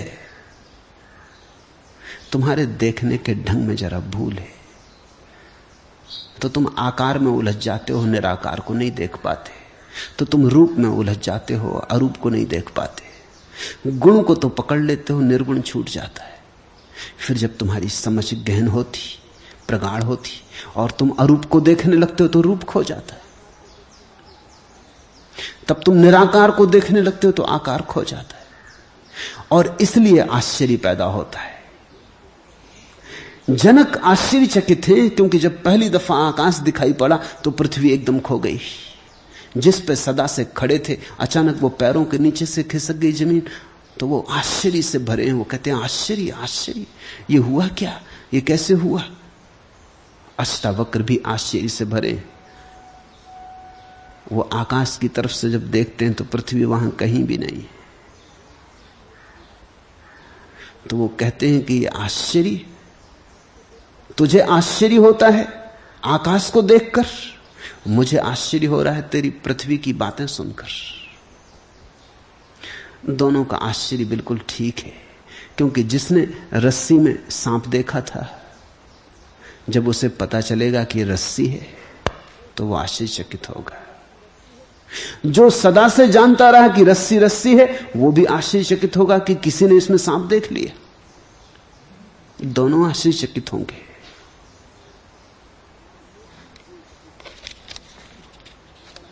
एक ही हो सकता है। परमात्मा और पदार्थ दो चीजें नहीं, सत्य और संसार दो चीजें नहीं। जब हम सत्य को गलत ढंग से देखते हैं और हमारी व्याख्या गलत होती तो संसार, जब हम संसार को ठीक से देख लेते हैं और व्याख्या ठीक हो जाती तो सत्य। परमात्मा को ही देखते हैं हम हर हाल,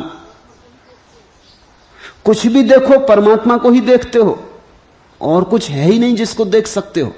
हां, तुम्हारे देखने में अगर थोड़ी भ्रांति हो, तुम्हारी आंख में अगर थोड़ी खराबी हो, तो जो तुम्हें दिखाई पड़ता है, जो तुम देख लेते हो, वो जो दिखाई पड़ रहा है उससे भिन्न हो जाता है। लेकिन जो दिखाई पड़ रहा है वो तो वही का वही है, शाश्वत, सनातन। उसमें कोई रूपांतरण नहीं होता है। आदमी की भूल है संसार, आदमी की गलत व्याख्या है संसार। रात अंधेरे में तुम देख लेते हो तुम्हारा ही लंगोट टंगा है। अब लंगोट में दो हाथ जैसे मालूम पड़ते, लंगोटी लटकी, को लगता आदमी खड़ा। तुम ही टांग आए दिन में, और रात तुम ही बाहर जाने से डरने लगते हो कि वहां कोई आदमी खड़ा मालूम होता है। लंगोट अब भी लंगोट है। लंगोट ने डराने का तुम्हें कुछ भी नहीं किया है, मगर तुम ही घबरा सकते हो। कभी अंधेरे में तुमने देखा, अंधेरे रास्ते पर एकांत में चलते हुए अपने ही जूते की आवाज ऐसी लगती कि कोई पीछे आ रहा है, घबराहट पकड़ने लगती।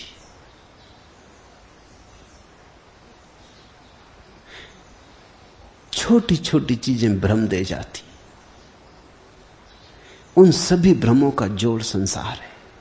जब भ्रम टूट जाते और वही दिखाई पड़ जाता है जो है, तो परमात्मा। परमात्मा यानी जो है, संसार यानी जैसा हमने देख लिया है। सातवां प्रश्न, मैं कभी कभी अपने शरीर पर गैरिक वस्त्र देखकर चकित हो उठता हूं। जीवन में मैंने अनगिनत स्वप्न देखे, उनमें यह स्वप्न कहा था कि मैं सन्यासी भी होऊंगा। मैंने तो सदा साधु सन्यासियों का मखौल ही उड़ाया किया। कहीं ऐसा तो नहीं है कि उनमें से किसी सच्चे सन्यासी ने मुझे यह वरद साप दिया कि तुम्हारी देह पर भी गैरिक वस्त्र उतर जाएं।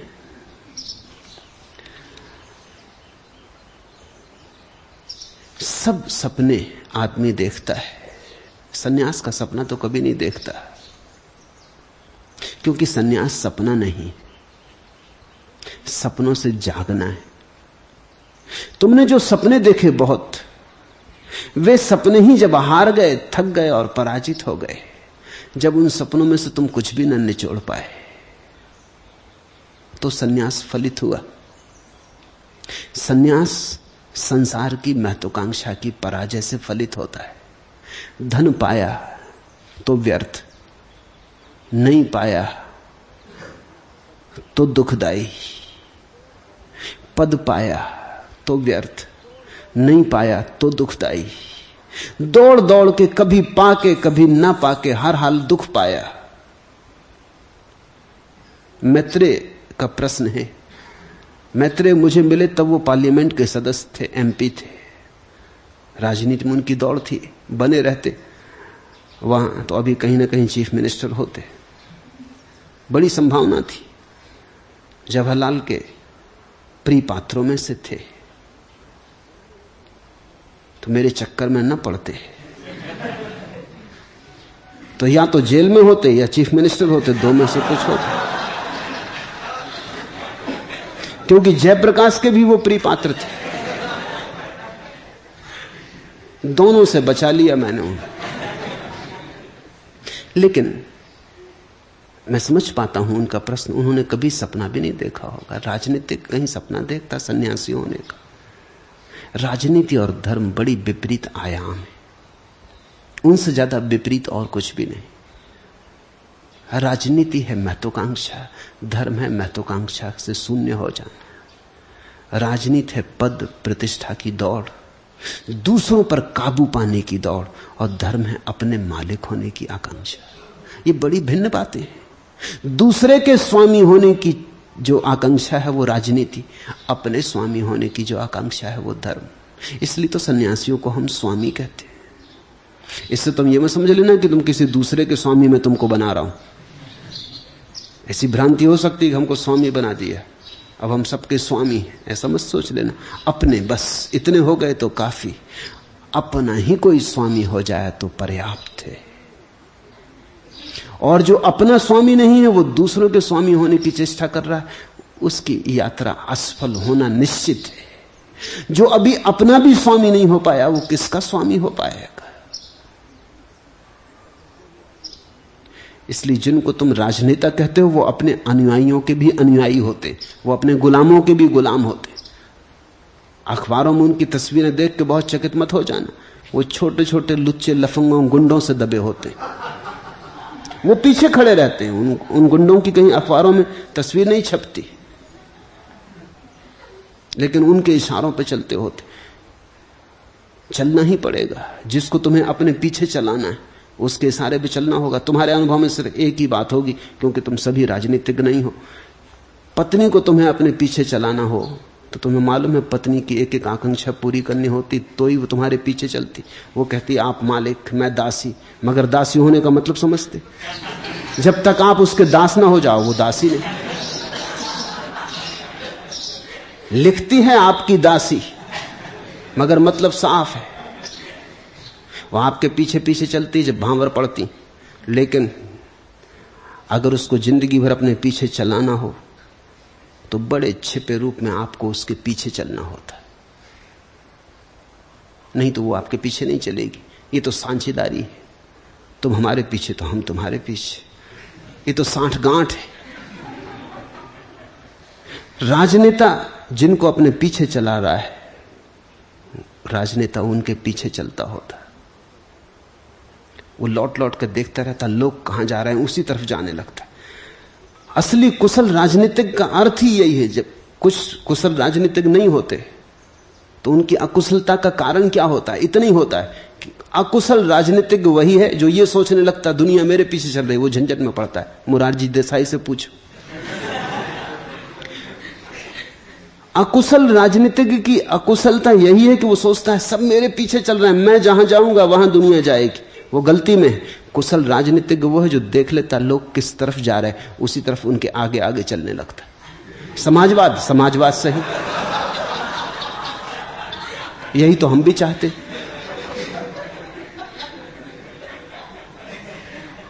मुल्ला नसरुद्दीन अपने गधे पे भागा जा रहा था। एक बाजार में लोगों ने उसे रोक लिया और पूछा कि कहां जा रहा है। उसने कहा मुझसे मत पूछो, मेरे गधे से पूछो,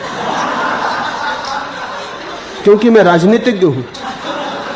पहले मैंने बहुत कोशिश की इस गधे को चलाने की, मगर गधा है, हम बाएं चलाएं वो दाएं जाए, बीच बाजार में मखौल उड़े, भीड़ इकट्ठी हो जाए। अरे नसरुद्दीन तुम्हारे गधे पे भी बस नहीं, क्या करें? फिर हमें समझ में आया कि गधे के साथ राजनीति करनी चाहिए।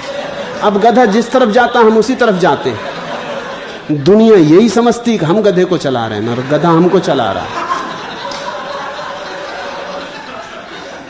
मैत्रेय जी राजनीति में थे। उन्होंने कभी सपना नहीं देखा होगा सन्यासी होने का, ये सच। लेकिन रह के राजनीति में कुछ भी न पाया। उस न पाने से सन्यास की तरफ वृत्ति हुई। उस न पाने से वो दूसरी दिशा में झुकना शुरू हुए। राजनीतिज्ञ तो थे, लेकिन उनके पास राजनीतिक की प्रतिभा नहीं थी, बेईमानी नहीं थी, बड़े सरल आदमी हैं। सन्यास उन्हें स्वाभाविक पड़ा।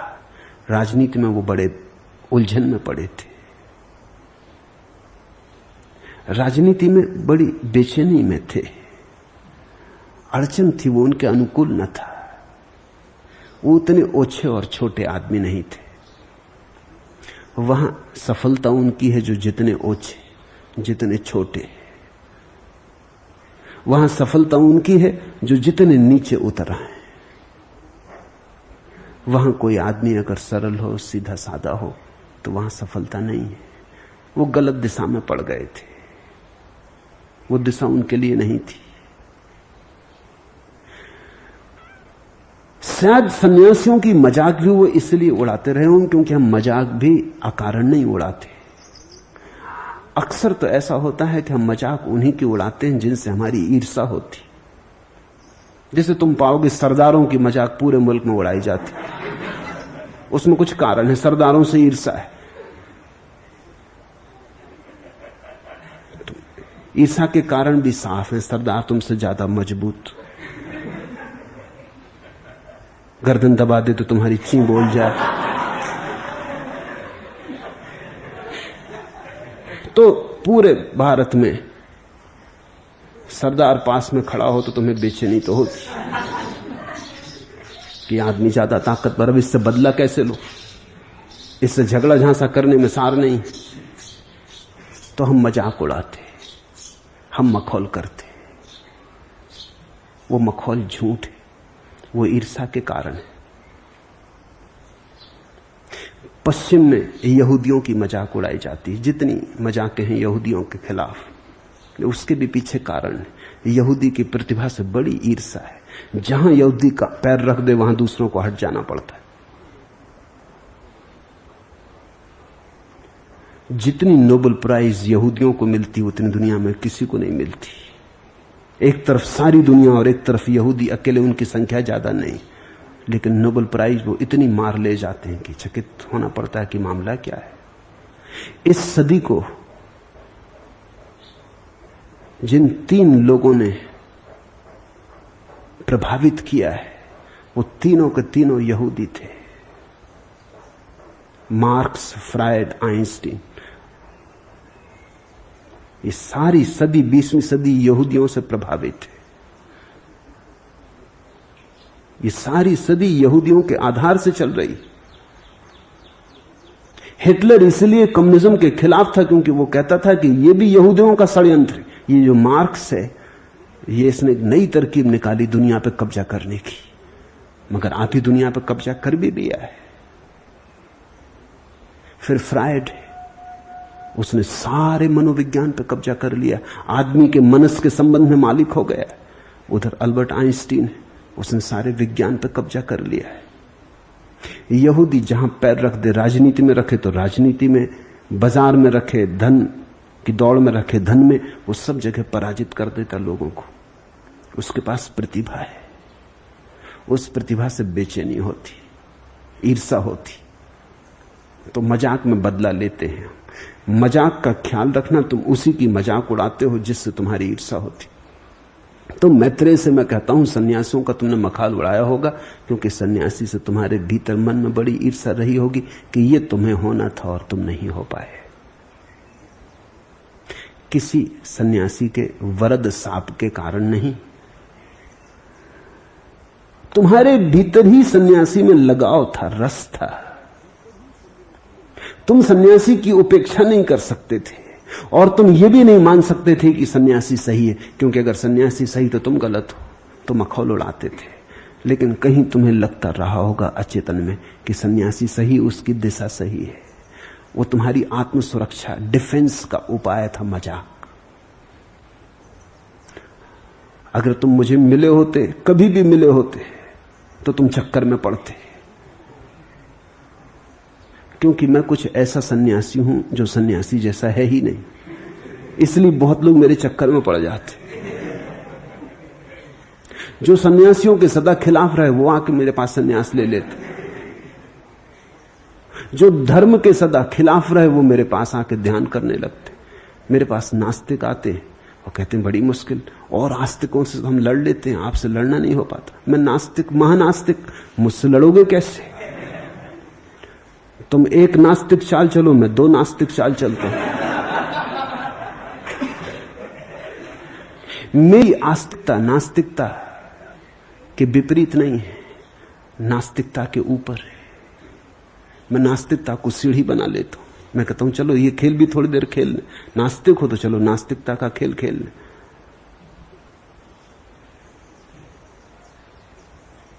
नास्तिकता मेरे लिए आस्तिकता की सीढ़ियां बन गई।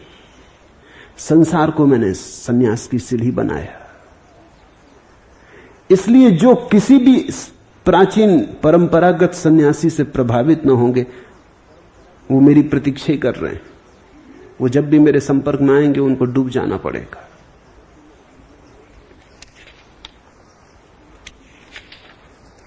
मैंने कुछ फूल चुने, मैंने कुछ गीत बुने, अपनी महफिल को सजाने के लिए, अपने जीवन को बिताने के लिए। खाए कितने ही फरेब, अपने मन को बहलाने को, कच्चे धागों से कई जाल बुने, मैंने कुछ फूल चुने। आसपास अपने बुनी सपनों की ठंडी छाया, मन लुभाती रही सुंदर काया, फिर भी ये आस की माया, मैंने दिन रैन कभी चैन नहीं क्यों पाया। मैंने कुछ गीत बुने, गीत सुने, जो सुने सर धुने, इन मधुर गीतों की लय में खोकर मुस्कुराते हुए भोले मन को मैंने बहलाया है, रूप रस पाने का भ्रम खाया है। मैंने जो फूल चुने, मैंने जो गीत बुने, मन को उन फूलों ने, उन गीतों ने गरमाया है। नौजवानी के हंसी ख्वाबों ने, चंद रातों में मुलाकातों में मुझको बहलाया है, रूप माया में मगर सुख मेरे मन ने कहां पाया है। तो मैत्रेय जी, तुम्हारे सपने थे सब, खूब तुमने बुने, वो सब सपने थे, टूटने को ही थे। उनमें शांति न मिली, सुख न मिली, छाया न मिली। ज्वर मिला, बीमारी मिली, तनाव मिला, संताप मिला, शांति न मिली। संसार से थके हारे को, महत्वाकांक्षा से थके हारे को सन्यास के अतिरिक्त और शरण का, हारे को हरिनाम।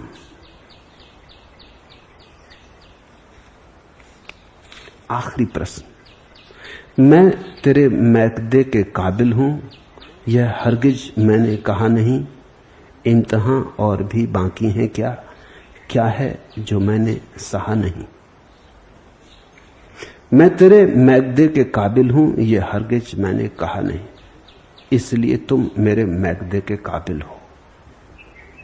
जिसने ये कहा कि मैं काबिल हूं वो नाकाबिल है। जिसने कहा मेरी कोई योग्यता नहीं, उसे मैं अपनी मधुशाला में भर्ती कर लेता हूं। योग्यों की यहां कोई जगह नहीं। अहंकारियों के लिए यहां कोई उपाय नहीं। मैं तेरे मैकदे के काबिल हूं यह हरगिज मैंने कहा नहीं, ठीक इसीलिए, बिल्कुल ठीक इसीलिए मेरे द्वार तुम्हारे लिए खुले। ये मेरी मधुशाला तुम्हारा मंदिर है। यहां ना ज्ञानियों की जरूरत है न पंडितों की, यहां ना पुण्यात्माओं की जरूरत है न साधु महात्माओं की। यहां तो उनकी जरूरत है जो विनम्र है और झुकना रही। इम्तहां और भी बाकी है क्या, क्या है जो मैंने सहा नहीं। कोई इम्तहां बाकी नहीं है। अगर तुमने जो सहा है उसे मूर्छा में नहीं सहा है तो फिर कोई इम्तहां बाकी नहीं है। तुमने जो सहा है अगर होशपूर्वक सह लिया है तो तुम आ गए हो साक्षी के किनारे। वो घटना घटने के ही करीब है, किसी भी क्षण घट सकती। लेकिन अगर मूर्छा में सहा है तो एक इम्तहान बाकी है और वो है जागने का। जो जो मूर्छा में सहा है अब उसे जाग के सह लो। जो भी तुम जाग के सह लोगे उससे तुम मुक्त हो जाओगे।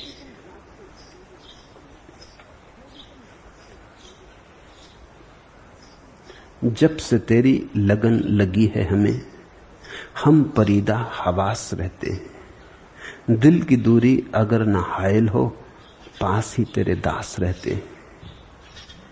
जब से तेरी लगन लगी है हमें, हम परीदा हवास रहते हैं। तब से हमारी बुद्धि का होश उड़ गया। जिनकी बुद्धि का होश उड़ गया है वही मेरे काम के। जब से तेरी लगन लगी है हमें, हम परीदा हवास रहते हैं। दिल की दूरी अगर न हायल हो, पास ही तेरे दास रहते हैं। बस जरा सी दूरी रह गई है। वो दूरी है तुम्हारे मूर्छित हृदय की। वहां थोड़ा जागरण का दिया जल जाए, फिर कोई दूरी नहीं। और वही मूर्छा सब दुखों का कारण है। बेहिस वीरानी छाई है, अलबेले अरमा रूठे। अक्ल ने कैसी बेदर्दी से दिल की बस्ती लूटी। बुद्धि ने तुम्हें लूटा है, तुम बुद्धि के हाथों लूटे गए हो। बेहिस वीरानी छाई है, अलबेले अरमा रूठे। अक्ल ने कैसी बेदर्दी से दिल की बस्ती लूटी।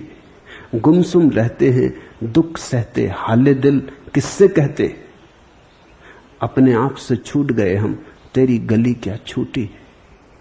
वो जो प्रभु की गली है, प्रेम गली अति सांकरी, तामे दो न समाए। वो जो प्रभु की गली है जहां केवल एक ही समा सकता है, वो छूट गई उसी दिन जिस दिन तुम हुए। गुमसुम रहते, दुख सहते, हाले दिल किससे कहते। अपने आप से छूट गए हम, तेरी गली क्या छूटी है। अगर उस गली में फिर, अगर उस वृंदावन की गली में फिर प्रवेश करना हो, तब अपने को छोड़ो। उतनी सी दूरी है बस, तुम्हारे मैं की दूरी ही एकमात्र दूरी है। एक ही कदम उठाना है मैं से ना मैं में, अहंकार से निरअहंकार में, और से सब अपने से हो जाता है। मधुशाला के द्वार खुले, तुम मैं को बाहर रख के आ सको तो ये मैकदा तुम्हारा है।